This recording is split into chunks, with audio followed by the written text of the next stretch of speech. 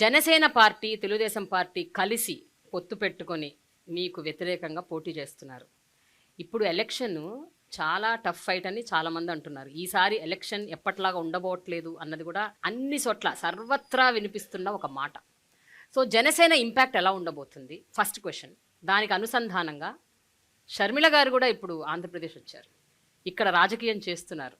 So Sharmila గారి impact ఎలా ఉండబోతుంది? రాష్ట్ర వ్యాప్తంగా జనసేన, తెలుగుదేశం, కాంగ్రెస్, షర్మిల గారి నాయకత్వంలో ఇవన్నీ వస్తున్నాయి. ఏమంటారు సార్ మీరు? What you say about this election? సాధారణంగా జనసేన గురించి ఎంత తక్కువ మాట్లాడుకుంటే అంత మంచిది. ఎందుకంటే ఇప్పుడు ఏ వ్యక్తినైతే నమ్మి ఆయన వెంట నడిచినటువంటి జనం ఉన్నారో, ఎక్కడికి వెళ్ళినా సీఎం సీఎం సీఎం అని చెప్పి పాపం నినదించారో వాళ్ళందరికీ నిద్ర పట్టినటువంటి పరిస్థితి ఈరోజు పవన్ కళ్యాణ్ గారు తీసుకొచ్చారు. పవన్ కళ్యాణ్ లాంటి వ్యక్తి రాజకీయాల్లో కొనసాగాల్సినటువంటి అవసరం ఉందా లేదా అనేటువంటిది రేపు ప్రజలు మరలా నిర్ణయిస్తారు. అంటే ఒక పార్టీని పెట్టి కొంతమందిని సమీకరించి ఈ పార్టీని హోల్సేల్గా నేను చంద్రబాబు నాయుడుకి అమ్మేస్తానని చెప్పేటువంటి వ్యక్తి అసలు ఈ రాష్ట్ర రాజకీయాలకు పనికొస్తాడా అనేటువంటిది ప్రజలందరూ కూడా ఆలోచన చేయాల్సినటువంటి సమస్య. 2014లో కానీ, 2019లో కానీ, 2024లో కానీ జగన్మోహన్ రెడ్డి గారు ఒక స్పష్టమైనటువంటి మాట చెప్పాడు. మేము ఎవరితో పొత్తులు ఉండమో, మేము ఏకంగా ఒంటరిగా వస్తామని. మేము ఒంటరిగా పోటీ చేస్తున్నాం.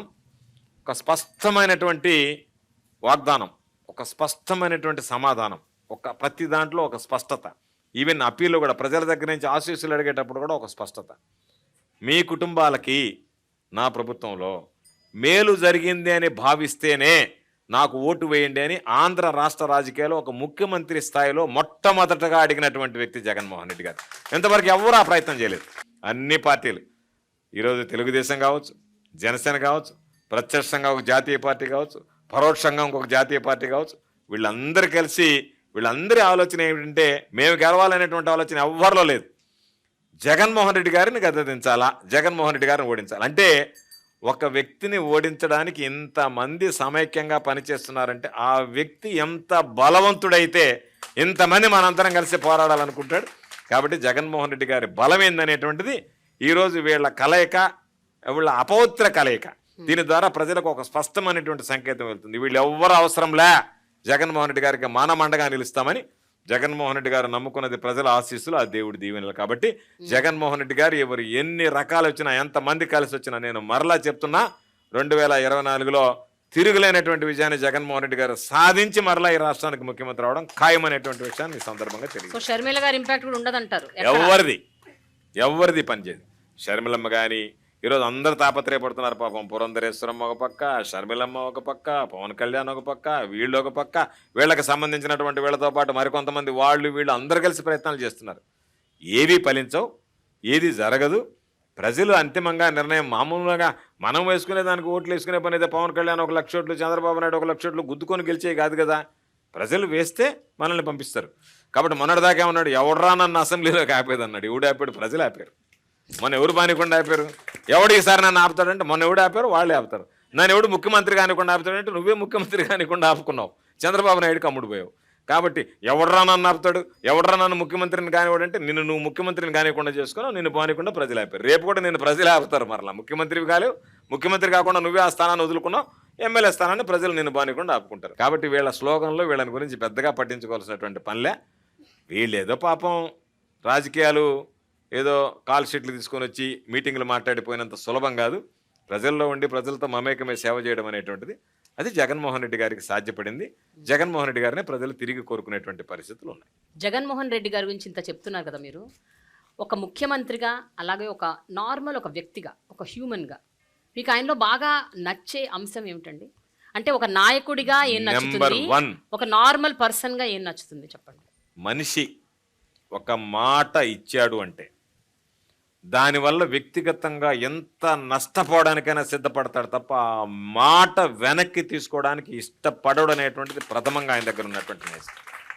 మాట ఇచ్చే ముందు ఆలోచన చేస్తాడేమో కానీ మాట ఇచ్చిన తర్వాత ఆయన నైజం ఆ మాటకి కట్టుబడి ఉండాలి అని.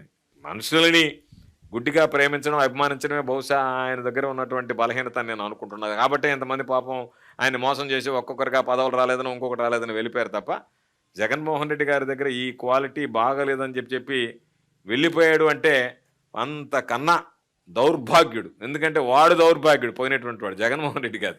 జగన్మోహన్ రెడ్డి గారిని వదిలి వెళ్ళిపోయినటువంటి వాడు అత్యంత దౌర్భాగ్యుడి కింద లెక్క నా దృష్టిలో. ఇందాక మీరు ఒక మాట అన్నారు, 175 నియోజకవర్గాల్లో 175 మీకే వస్తాయని చెప్తున్నారు.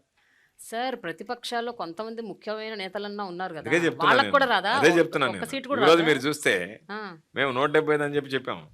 ఈరోజు చంద్రబాబు నాయుడు గారు కుప్పంలో గెలవడని చెప్పాము. ఈరోజు నిన్నలోకి ఆమె వచ్చి నేను పోటీ చేస్తానని చెప్తుంది భువనేశ్వరి గారు.